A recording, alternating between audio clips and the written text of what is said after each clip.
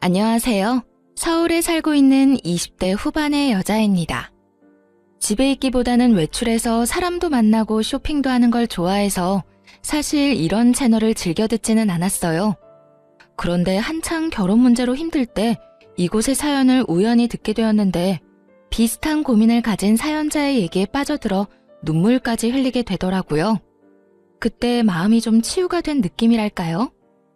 나 같은 사람이 또 있구나. 나만 힘든 게 아니구나. 이런 생각을 하면서요. 그렇게 이곳의 사연을 꾸준히 듣게 되었답니다. 그러다 보니 벌써 그 남자와 헤어진 지 1년 가까이 흘렀네요. 이제 마음의 상처도 많이 아문 것 같아요.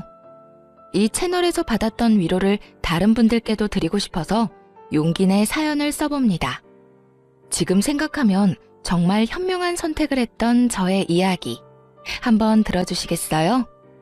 그 당시 전 서울 강남의 어느 성형외과에서 원무과 직원으로 일하고 있었습니다.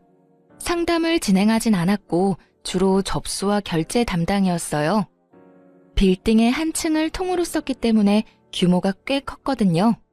그래서 직원들이 많았고 예약하는 환자들도 많아서 매일 정신없이 일했었어요. 원무과 쪽은 처음이어서 일을 배우느라 더 정신이 없는 상태였죠.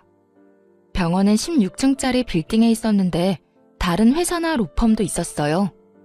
아침에 엘리베이터를 기다리는데 어느 날부터인가 어떤 남자가 눈에 띄더라고요. 항상 세련된 양복 차림에 참 훈훈한 남자였어요. 몸매가 호리호리하고 얼굴도 여자들이 좋아할 정도로 잘생겼고요. 하루는 병원 사람들이랑 점심을 먹고 들어오는데 또 그 남자와 마주친 거예요. 그러자 다른 직원들이 쑥덕대기 시작하더군요. 저 남자 진짜 훈남이다. 보면 가슴이 떨린다니까. 저번에 누가 봤는데 로펌으로 들어가더래. 혹시 변호사 아니야? 저 얼굴에 변호사면 대박이다. 뭐 그냥 그런가 보다 싶었죠. 그때는 병원 일 끝나면 퇴근해서 친구들이랑 놀기 바빴고 격일마다 운동도 열심히 해서 인생이 너무 재밌는 시절이었거든요. 그래서 남자에게는 별로 관심이 없었죠. 또 전혀 상관없는 사람이기도 했으니까요. 그런데 이상하게 자꾸 그 남자랑 눈이 마주치는 거예요.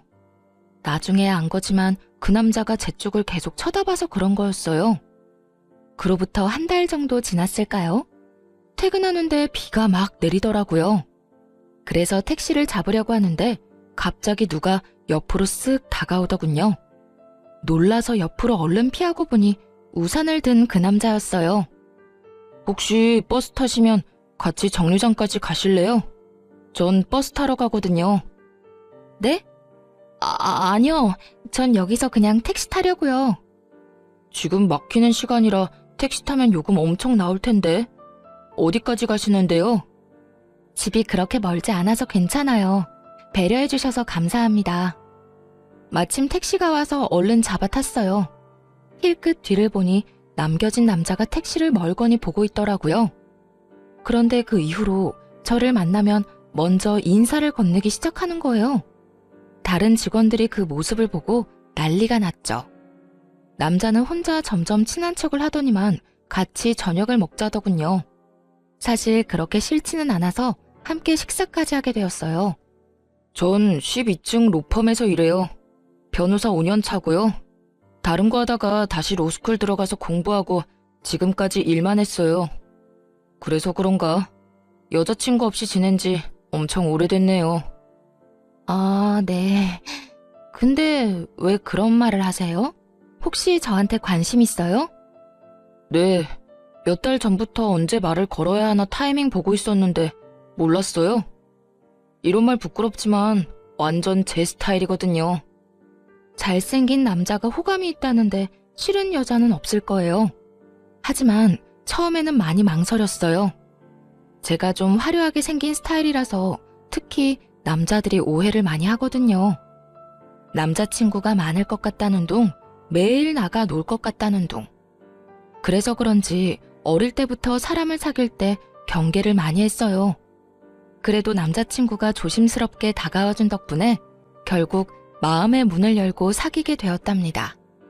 사실 오래 사귈 거라고 생각은 안 했는데 진중하고 배려심 깊은 사람이더라고요. 늘 따뜻하게 대해주는 모습에 반해 그렇게 1년을 만나게 되었어요. 중간에 병원 일을 관두고 싶었던 순간도 많았는데 남자친구를 매일 볼 수 있는 직장이어서 그나마 참고 다니기도 했고요.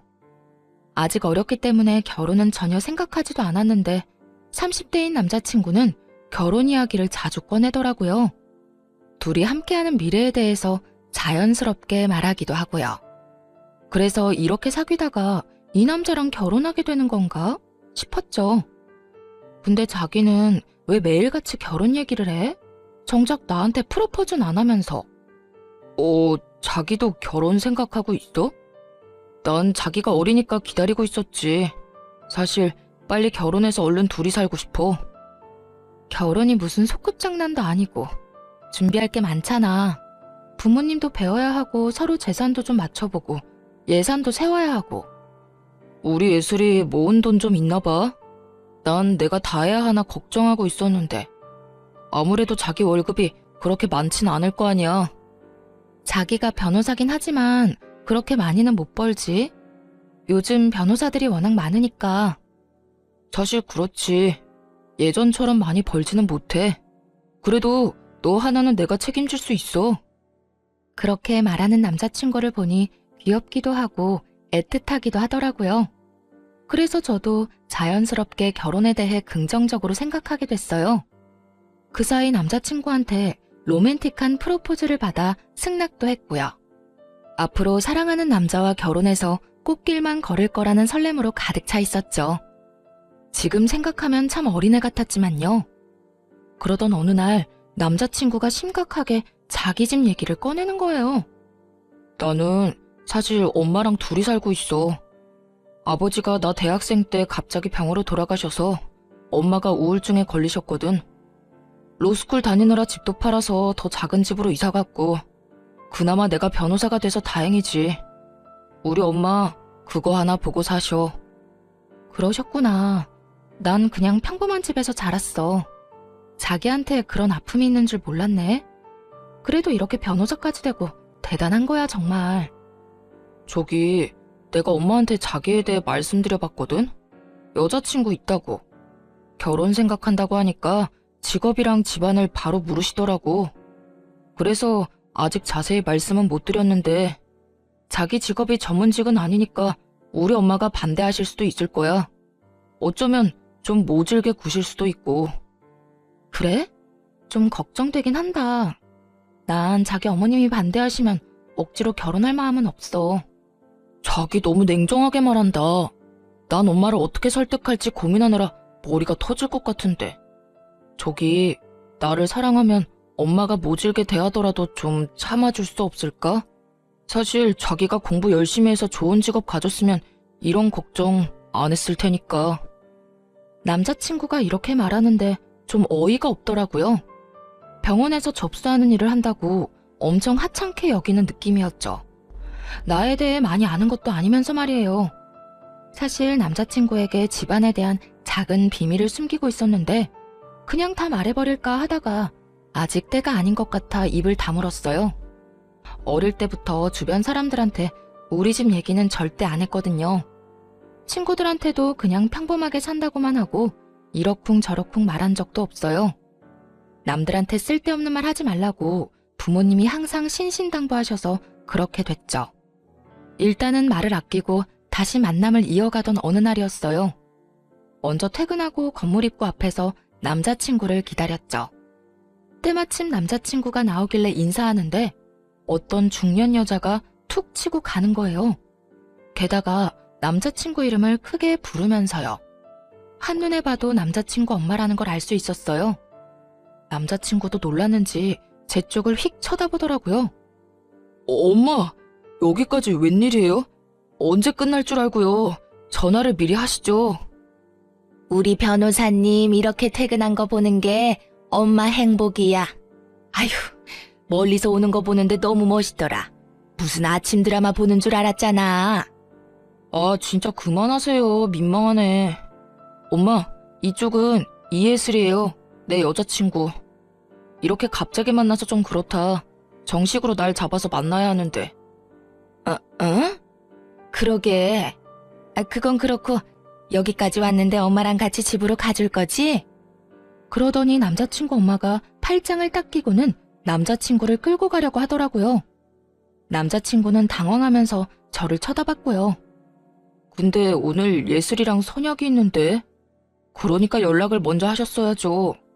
아님 이렇게 된 거 우리 셋이서 저녁 먹을까요? 맨날 밖에서 밥 먹는 애가 또 무슨 외식을 한다 그래. 내가 너 좋아하는 제육볶음 맛있게 해놨는데. 그럼 난 먼저 갈게. 내일 보면 되지. 어머님, 다음에 뵙고 정식으로 인사드릴게요. 그런데 진짜 너무 웃겼던 게 뭔지 아시나요? 남자친구 엄마는 저를 한 번도 안 쳐다봤고 마치 없는 사람 취급했다는 거예요. 당연히 인사도 받아주지 않았죠. 제 존재 자체를 그냥 신경도 안 쓰고 지나쳐버리더라고요. 저에 대해 당연히 알고 있었을 텐데 완전히 무시하는 태도를 보니 화가 나더군요. 결국 남자친구는 미안한 표정을 지으면서 지네 엄마한테 끌려갔고요. 말도 제대로 못하는 모습에 좀 정이 떨어졌어요.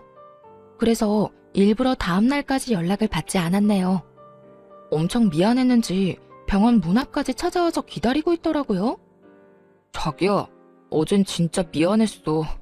전화 안 받아서 내가 얼마나 걱정했는 줄 알아? 어머님이 나를 어떻게 생각하는지 아주 잘 알겠던데. 그래도 그렇지 사람을 앞에 두고 어떻게 그렇게 모르는 척을 하셔? 그러게 말이야. 나도 집에 가는 길에 엄청 뭐라고 했어. 우리 엄마가 원래 그런 분이 아닌데 진짜 미안해. 어제 나 처음 보신 거잖아. 뭐라고 하셔? 자기한텐 솔직하게 말하셨을 거 아니야. 숨기지 말고 말해봐. 뭐 별로 좋은 얘기는 안 하셨어. 그냥 모르는 척하고 넘겨줘. 내가 우리 엄마는 잘 설득할게. 아, 말해보라고.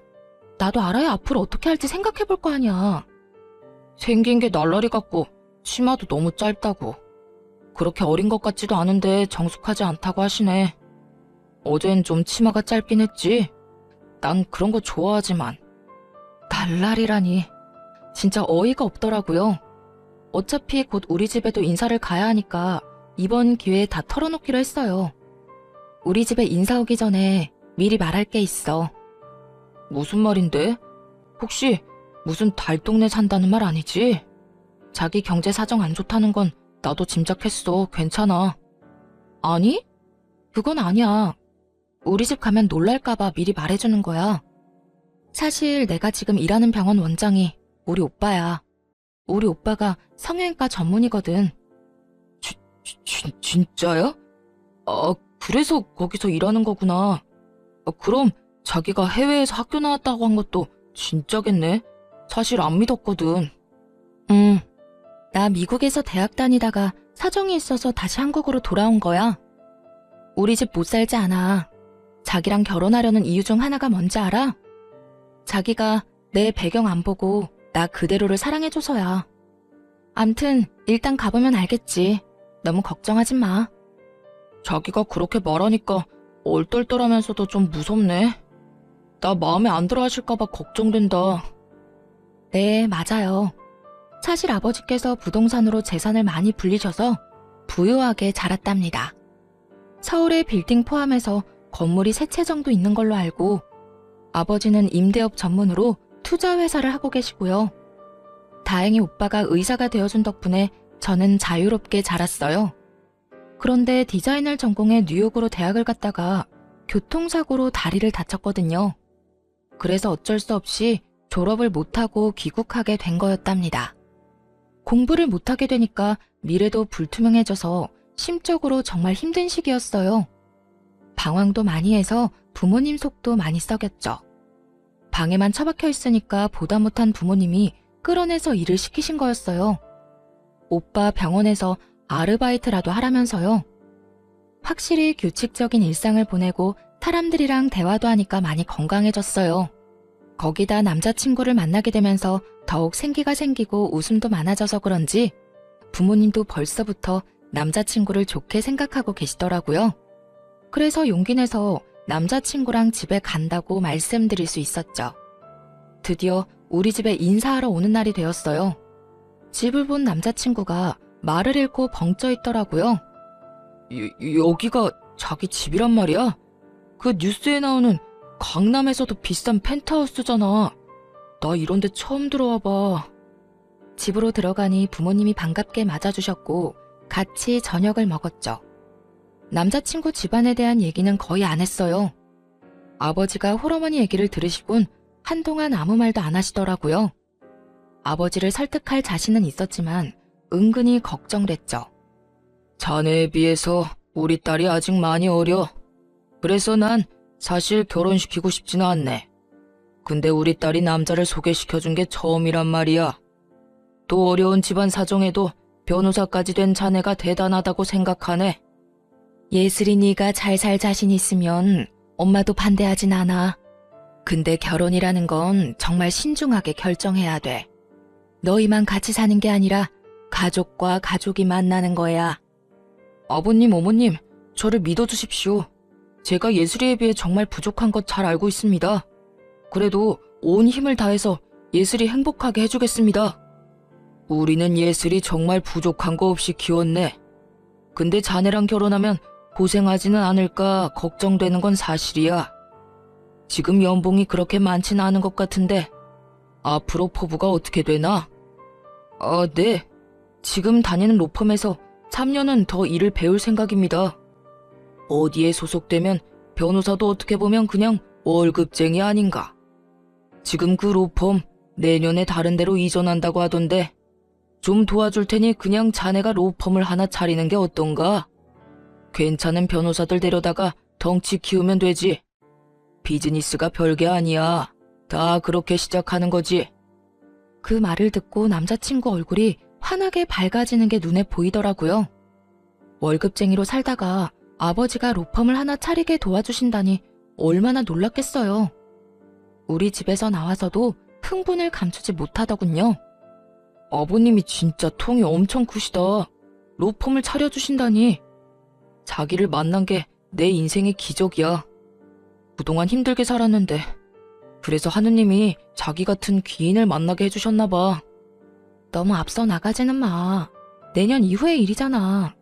지금은 우리 결혼 준비가 더 중요한 거 아니겠어? 그래서 말인데 우리 집에 대한 얘기는 자기 어머님한테 말 안 했으면 좋겠어. 왜 말을 하지 마? 우리 엄마 엄청 좋아하실 텐데. 가뜩이나 자기 마음에 안 들어 하셨는데 완전히 좋은 기회잖아. 그래서 싫다는 거야. 내가 날라리 같다고 싫어하셨는데 우리 집 배경 때문에 태도 달라지는 거 싫어. 나 사실 지금껏 살면서 주위 친구들이나 지인들한테 그런 상처를 많이 받았어. 자기 어머님도 나를 있는 그대로 봐주셨으면 좋겠어. 자기가 그런 것처럼. 뭐 자기가 그렇게 하고 싶다면 말은 안 할게. 어차피 상견례하면 그때 아시게 되겠지. 그때까진 비밀로 할 테니까 우리 엄마랑 친해지는 노력 같이 해보자. 그렇게 몇 주일이 지났습니다. 그런데 어느 날 모르는 번호로 전화가 끊임없이 오더라고요. 전화를 받았더니 글쎄 남자친구 엄마였지 뭐예요. 내가 지금 집 주소 보낼 테니까 오늘 저녁에 집으로 좀 와라. 우리 형민이한테는 말하지 말고. 네? 오늘 저녁에요? 너무 갑작스러운데 주말에 오빠랑 같이 찾아뵈면 안 될까요? 아니 내가 오라면 오는 거지 뭔 말이 많아. 안 오면 네 손해니까 알아서 해. 다짜고짜 그렇게 차갑게 말하고는 끊어버리시더라고요. 그리고 바로 집 주소가 문자로 도착했어요. 정말 가야 하나 고민을 많이 했어요. 그래도 노력하는 게 맞는 것 같아서 일부러 백화점에서 과일 세트까지 사서 갔네요. 도착한 곳은 서울 변두리에 있는 작은 아파트 단지였어요. 주변에 산도 있어서 그런지 아늑해 보이더라고요. 초인종을 누르자 얼마 안 있다가 예비 시모가 문을 확 열어젖혔어요. 그리고 말도 없이 휙 들어가 버리길래 순간 당황했지만 우선 안으로 들어갔어요. 뭘 그렇게 두리번거려? 설마 서울 아파트 처음 보는 건 아니지? 내가 관심이 없어서 형민이한테 물어보지도 않았는데 넌 어느 동네 사니? 혹시 어디 달 동네 사는 건 아니지? 어머님, 저번부터 말씀드리려고 했는데 말씀이 좀 지나치신 것 같아요. 저를 마음에 안 들어 하시는 건 알겠는데 그래도 좀 예의를 갖춰주세요. 뭐라고? 어디 어린 게 어른 앞에서 눈 똑바로 뜨고 예의 타령이야? 넌 지금 예의가 있어? 하긴 가정교육이 중요한 건데 뭐 그런 환경에서 자랐으니 내가 기대를 하면 안 되지. 도대체 사람을 어떻게 생각하고 있는 건지 예비 시모의 태도에 기가 막히더라고요. 그래도 꾹 참고 과일 바구니를 내밀었는데 예비 시모가 혀를 쯧쯧 찼답니다. 너 병원 접수원이라고 하던데 돈이 썩어 나니? 이게 얼마나 비싼데 이렇게 척척 싸와? 이런 것만 봐도 네 머리가 얼마나 텅텅 비었는지 알겠다. 어머님께서 과일 좋아하신다고 해서 일부러 멀리까지 가서 사온 거예요. 그냥 맛있게 드셔주세요. 그렇게 많이 안 비싸요. 아이고, 이게 안 비싸다고? 네 수입이 뻔한데 낭비가 너무 심한 거 아니니? 데이트할 때 우리 아들 돈 다 털어먹는 거 아니야? 힘들게 돈 벌어서 뭔 짓인지. 저 오빠랑 데이트 비용 반반씩 내거든요. 마음에 안 드신다고 해도 왜 그렇게 절 대하시는지 잘 모르겠네요. 저는 그냥 어머님이랑 친해지고 싶어서 온 거예요. 우리 아들 구워 삶은 것도 모자라서 나도 어떻게 해보려고? 어림도 없지. 그래, 우리 아들이랑 그렇게 결혼하고 싶으면 오늘 저녁 좀 차려봐. 내가 우리 아들 밥 하나는 참 잘해 먹였어. 너랑 결혼했다가 라면만 먹게 할 순 없으니까 요리 솜씨가 어떤지 좀 보자. 만약 제대로 못하면 절대 우리 아들이랑 결혼 못할 줄 알아. 저 말 들으니 진짜 기가 막히더라고요. 저요, 여태껏 밥 한 번 안 하고 자랐어요. 자랑하는 게 아니라 항상 집에 도우미 아주머니가 계셨거든요. 앞으로도 청소며 요리에 매달릴 생각 없었고요. 그리고 결혼하면 둘이서 알아서 밥 차려 먹고 잘 살 텐데 예비 시모가 말하는 것을 들으니 무슨 노예를 구하는 것 같았죠. 저는 결혼해도 일할 거예요. 집에서도 요리해 본 적 없고요. 부모님도 저한테 밥 차리라고 말씀하신 적 없어요. 무슨 며느리 뽑는 선발전 하는 것도 아니고 밥 못하면 결혼 못한다고 말씀하시는 게 너무 어이가 없네요. 저 그만 가볼게요. 이거 말하는 꼬락서니 좀 봐. 야, 너 거기 안 서? 나가기만 해봐. 당장 부엌으로 들어가. 예비 시모의 눈이 갑자기 휙 돌더니만 제 목덜미를 잡아채더군요. 그러고는 주방으로 막 끌고 가기 시작했어요. 순간 너무 무서웠죠. 내가 우리 아들을 어떻게 변호사로 만들었는데 니까짓 게 뭔데? 가진 게 없고 이뤄놓은 것도 없으면 뭘 해줄 수 있는지 보여줘야 하는 거 아니야? 집에서 우리 아들 수발 잘 들고 밥이라도 잘해야 할 거 아니야? 예비 시모를 확 밀치며 말했어요. 이게 무슨 짓이에요? 사람 죽일 일 있어요? 그쪽 아들이랑 결혼 안 하면 되죠? 당장 헤어져 줄게요. 이제 만족하세요? 비켜요. 그대로 달려서 현관문으로 갔죠. 눈물이 하염없이 나고 목은 너무 아프고 살면서 이런 일은 처음이었어요. 그때 정말 짠 것처럼 남자친구가 들어오더군요. 제 얼굴을 보고는 깜짝 놀라 자기 엄마한테 무섭게 소리치기 시작했어요. 이게 뭔 짓이에요? 내가 예슬이 부르거나 연락해서 이상한 짓 하지 말라고 했죠? 변호사가 뭐 그렇게 대단하다고 만나는 여자들마다 떼어놓으려고 난리냐고. 진짜 미쳤어요? 예, 난 다 너를 위해서 그러는 거지. 그깟 변호사라니? 네 얼굴에 네 직업이면 열쇠 3개는 기본으로 주는 여자도 만날 수 있단 말이야. 어디서 맨날 거지 같은 애들만 데려오니까 그러는 거 아니니? 그 말을 듣자 정신이 확 들더군요. 그동안 믿었던 남자친구한테도 배신감이 들었고요. 물론 저를 만나기 전에 다른 여자야 만났겠지만 그동안 그런 말 전혀 없었거든요. 저번에 그 선생이라는 계집애도 떨쳐내느라 얼마나 힘들었는데. 그런데 이번엔 이런 날라리 꽃뱀을 데려와? 자기야, 일단 나가자. 내가 다 설명할게. 소리치는 예비 시모를 뒤로 하고 겨우 나왔습니다. 남자친구의 차에서 진정될 때까지 멍하게 앉아 있었어요. 이런 일이 생기다니 진짜 꿈을 꾸는 것 같더라고요.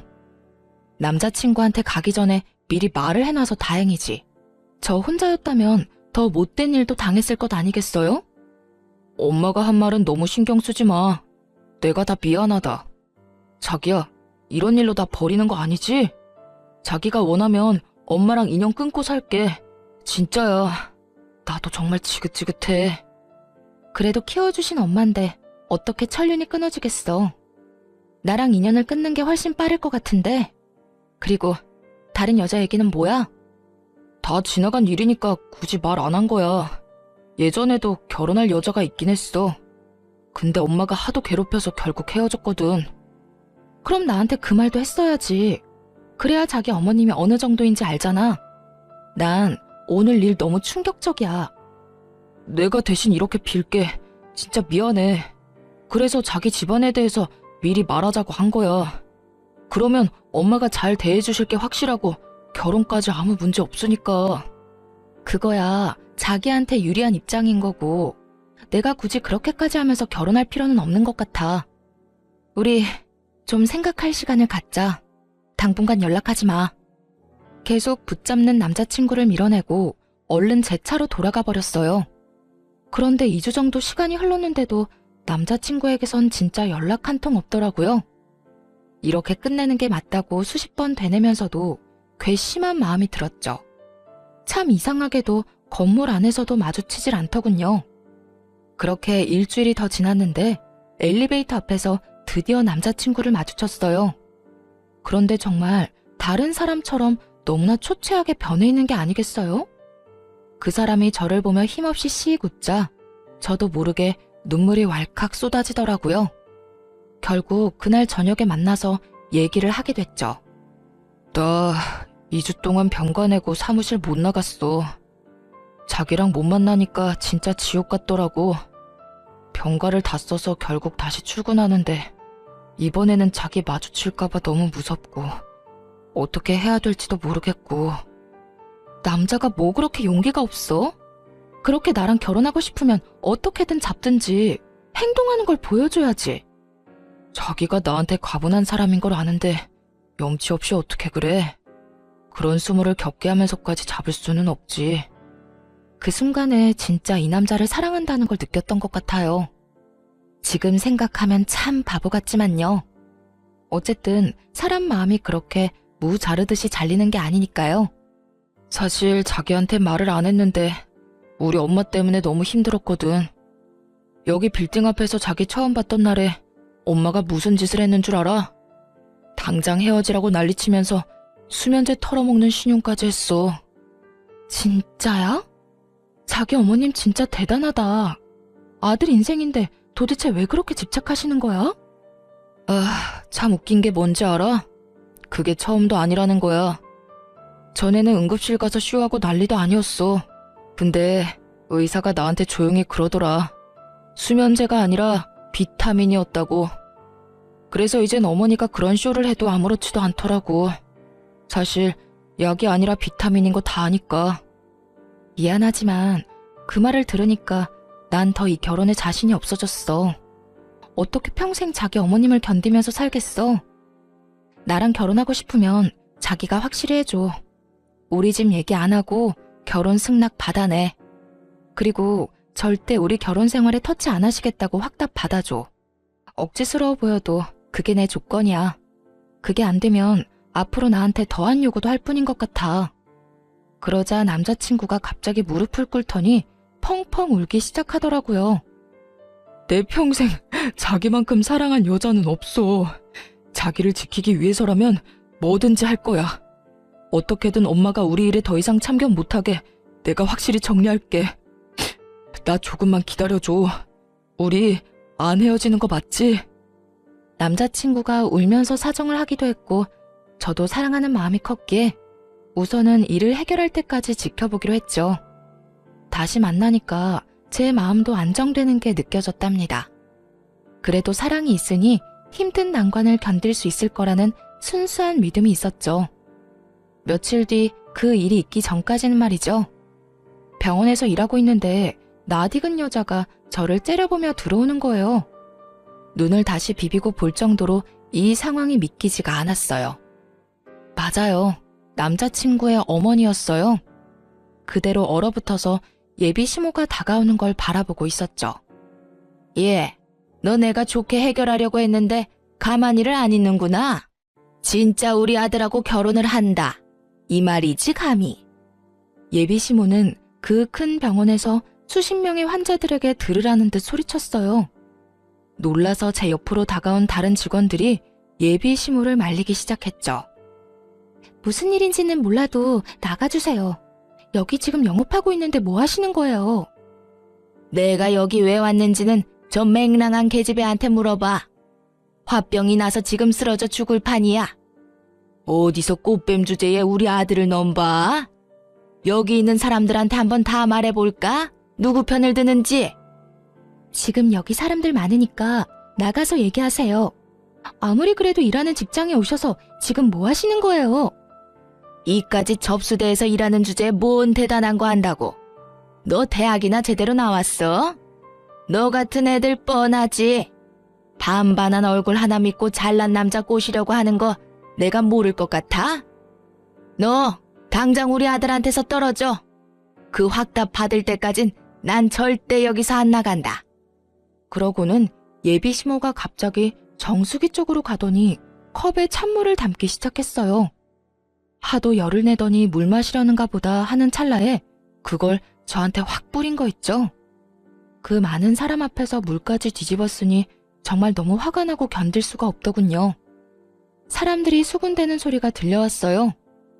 이에 질세라 탕비실로 가서 큰 물통에 물을 한가득 떠 예비 시모한테 확 뿌렸죠. 나 절대 당신 아들이랑 결혼 안 해. 걱정 붙들어 매세요. 나중에 절대 후회하지 말고 나한테 구질구질하게 매달리지 말아요. 알았어요? 이게 진짜 미친년이네. 감히 나한테 물을 뿌려? 내가 너한테 매달린다고? 지나가던 개가 웃겠다.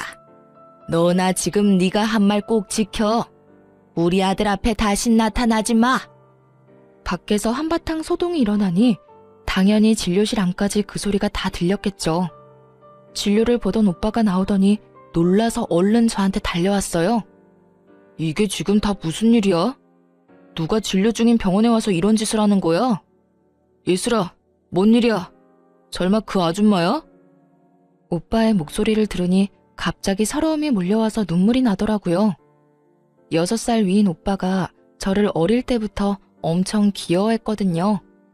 처음에 고백받았다고 했을 때 병원이랑 로펌이 같은 건물에 있다 보니 오빠가 다른 사람들 통해서 남자친구에 대해 알아봐 주기도 했고요. 사귀는 것도 오빠한테 제일 먼저 말했고 남자친구랑 같이 식사도 몇 번 했어요. 예비 시모에 대해서도 유일하게 알고 있는 사람이 우리 오빠였답니다. 그 집에서 큰일을 당하고 왔을 때 오빠가 엄청 화내면서 당장 헤어지라고 해서 그 후에 다시 남자친구를 만나는 것도 말 못했었어요. 그런데 오빠 병원에서 이런 일이 생겼으니 정말 너무 민망해서 미치겠더군요. 아줌마, 남의 병원에 와서 영업 방해, 기물 파손에 뭐 하는 짓이에요? 아들이 변호사라면서 법에 대해 잘 모르시나 보네. 지금 당장 고소당하고 싶어요? 네? 아니, 그게 아니고 여기서 일하는 직원이 꽃뱀이라고요. 그거 알고 있어요? 얘 당장 잘라요. 병원 이미지 나빠진다고. 뭔 말도 안 되는 소리를 하고 있어요. 그쪽이 여기서 물 뿌리고 난리쳐서 고소할 거라는데 우리 예슬이한테 한 짓도 명예훼손 처리할 거니까 당신 아들한테 잘해보라고 해요. 아니, 우리 아들 얘기가 왜 나와요? 그리고 우리 아들이 변호사인 건 의사 선생님이 어떻게 알아요? 아줌마, 얘가 내 하나밖에 없는 동생이에요. 알았어요? 그쪽 아들도 내가 몇 번 만났고 아줌마가 한 폐악질도 다 들어서 알고 있다고. 아주 간신히 참고 있는데 사람 열받게 하시네. 당장 여기서 안 나가요? 아이, 말도 안 돼. 얘가 친동생이라고요? 그럼 왜 말을 미리 안 했어? 오빠가 의사면 집에 돈 좀 있을 거 아니야? 미리 말했으면 내가 이렇게까진 안 했지. 그쪽이 이렇게 나올까봐 말 안 한 거예요. 아줌마, 내가 아까 말했죠? 나한테 매달리거나 후회하지 말라고. 그리고 하나 더 말해줄까요? 이 빌딩 우리 아빠 거예요. 너네 아버지 빌딩이라고? 아니, 그게 진짜야? 그럴 리가 없는데. 너 우리 아들이랑 결혼하려고 지금 의사 가운 입힌 사기꾼 앞세워서 쇼하는 거지? 생각하는 거 하고는. 아줌마, 아침 드라마 작작 봐요. 정확히 말해주면 이 빌딩 이제 우리 예슬이 거예요. 얼마 전에 증여해 주셨거든. 부모님이랑 내가 얼마나 애지중지하는데 아줌마가 뭔데 내 동생한테 몹쓸 짓을 해? 아, 진짜 안 되겠다. 너 오빠한테는 헤어졌다고 했잖아. 오빠가 한숨 쉬며 어디론가 전화를 걸었어요. 상대가 누구인지는 안 봐도 바로 알 수 있었죠. 5분도 안 돼서 사색이 된 남자친구가 뛰어왔는지 숨을 몰아쉬며 들어왔거든요. 남자친구는 자기 엄마 모습을 보고는 울상을 지었어요. 내가 제발 가만히 있으라고 했죠. 도대체 엄마가 뭔데 내 인생에 이래라 저래라 하냐고요. 내가 엄마 때문에 얼마나 불행한지 알아요? 도대체 어디까지 나를 끌어내릴 거냐고. 남자친구 엄마는 그 절규를 듣고 그제야 느낀 모양이었어요. 뭔가 상황이 심상치 않게 돌아간다는 것을요. 남자친구가 무릎을 꿇은 채 제 바지를 잡고 매달리며 울기 시작했어요. 그 모습을 보고 가슴이 아팠지만 이미 우리 관계는 돌이킬 수 없었죠. 자기한테 나쁜 감정은 없지만 우리는 결혼할 수 없을 것 같아. 이제 헤어지자. 나는 당신 어머님이랑 한 가족이 돼서 살 수가 없어. 제발 여기서 나가줘. 예슬아, 제발 나한테 한 번만 더 기회를 줘. 난 진짜 너를 사랑한다고. 얘 형민아, 너는 변호사가 이렇게 채통 없이 울면 어떡하니? 얼른 일어나. 근데 얘가 진짜 이 건물주 딸은 맞는 거니? 이제 와서 그게 중요해요? 나 예슬이랑 헤어지면 엄마랑도 연 끊고 살 거예요. 알았어요? 이제야 상황 파악이 됐는지 남자친구 엄마가 부드러운 목소리로 말하더군요. 예, 아가야. 내가 우리 아들을 생각하는 마음에 큰 실수를 한 것 같다. 우리 좀 진정이 되면 다시 얘기하자. 일하는 데 와서 미안하다. 오늘 이후로 다신 아줌마랑 마주칠 일 없을 거예요. 상황 다 알았으니까 이제 그만 가주세요. 지금 안 나가면 진짜 경찰 부릅니다. 강 과장님, 빨리 처리 좀 부탁드릴게요. 얼른 정리하고 정상 진료합시다. 원무과 과장님이 남자친구와 남자친구 엄마를 억지로 끌고 병원 밖으로 나갔어요. 오빠랑 직원들한테 이 일을 어떻게 설명해야 하나 정신이 아찔한데 문 밖에서 남자친구 엄마의 목소리만 또렷이 들려오더군요. 원무과 과장님한테 글쎄 뭐라고 했는지 아시나요? 근데 진짜 제가 이 건물주 딸 맞아요?